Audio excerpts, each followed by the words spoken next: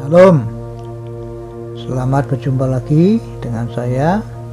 Dan kali ini saya akan bicara tentang tersesat. Ya, shalom bro. Saat ini Roh Kudus memberitahu kita bro.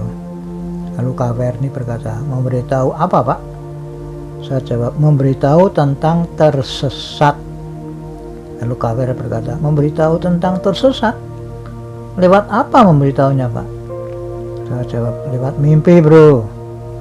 Lalu Kaverni berkata, oh iya, kan Allah itu bisa berbicara lewat berbagai macam cara ya pak. Saya jawab, betul bro. Ini ayatnya ya, Ayub 33 ayat 14 sampai 16. Demikian bunyi firman Allah.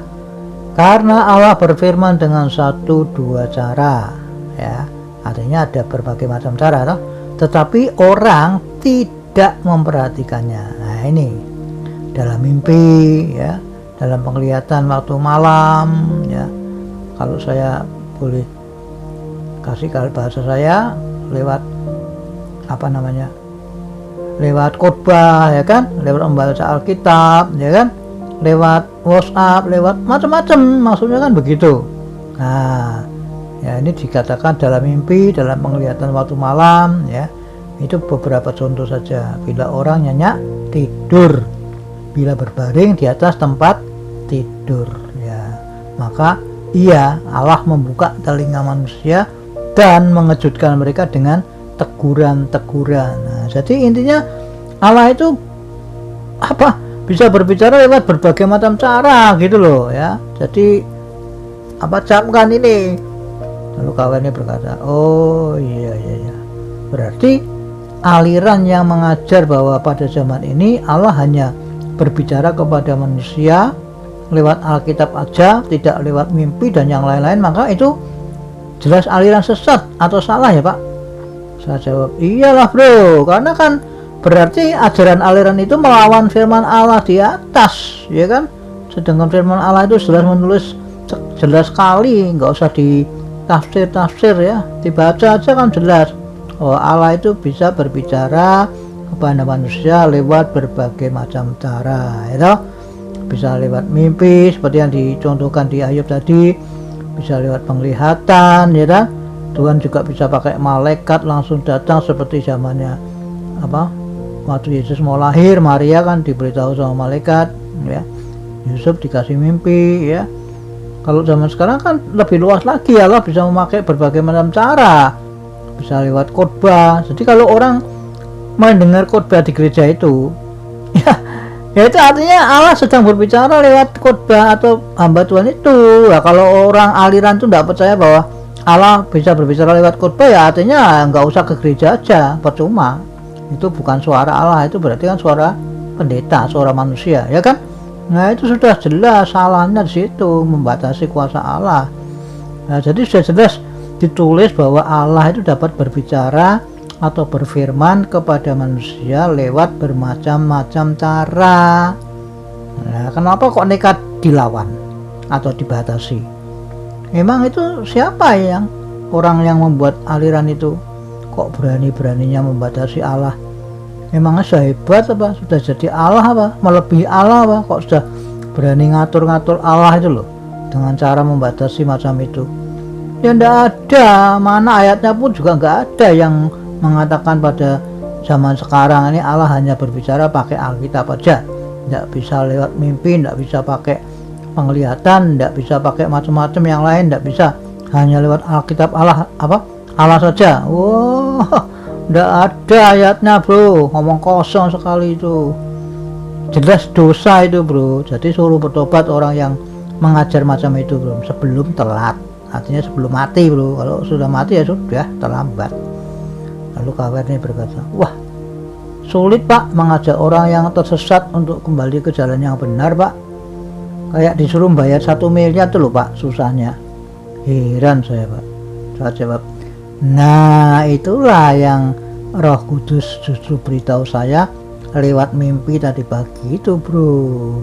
Lalu kawan berkata, oh iya kah? Bagaimana pak mimpinya pak?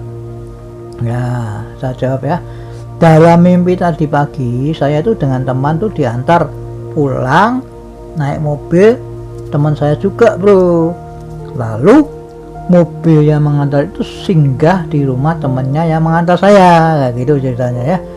Nah karena saya ada acara, maka saya pamit lah ya, pulang sendiri naik motor ya. Dalam mimpi itu saya tidak tahu itu motor siapa, pokoknya saya naik motor pulang. Tapi ketika saya pulang, saya cari jalan itu tidak ketemu jalan pulang ke rumah saya itu di mana. Jadi intinya saya tuh bolak-balik, putar sana putar sini, tidak tahu jalan yang mana menuju ke rumah saya gitu loh. Artinya tersesat toh.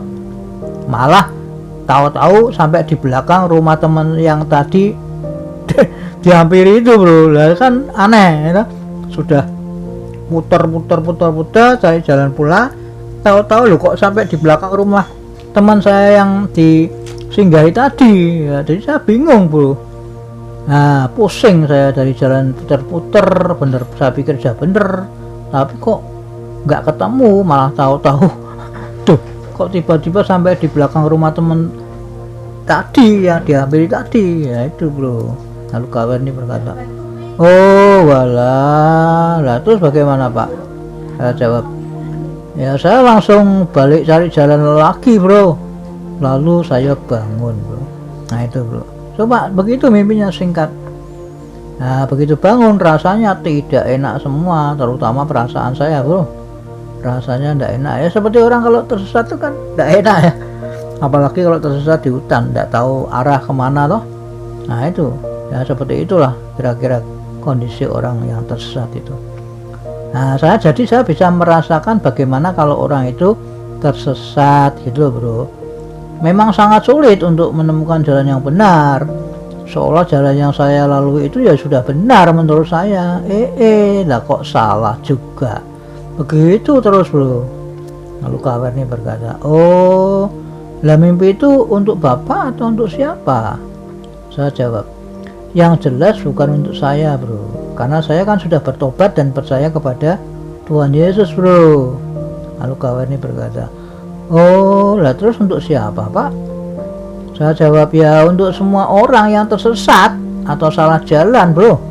Lalu kawan ini berkata, oh gitu, jadi mimpi bapak itu cuma mau memberitahu bapak bagaimana rasanya kalau orang itu tersesat atau salah jalan gitu ya pak. Saya jawab, betul bro, maksudnya Allah agar saya dapat merasakan bagaimana kalau orang itu tersesat atau salah jalan, sehingga saya dapat memberitahu mereka yang tersesat atau salah jalan itu bro.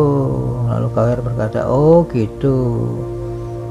Nah jadi memang kalau orang tersesat tuh ya wah rasanya tidak enak semua bro, udah capek puter-puter lakukan ini dan itu, taati perintah agama atau aliran yang dianut tapi salah jalan juga. Waduh, perasaan udah lewat jalannya benar, tahu-tahu tersesat juga, jadi pusing saya bro. Lalu kawan berkata, oh lah terus maknanya apa pak mimpi itu pak?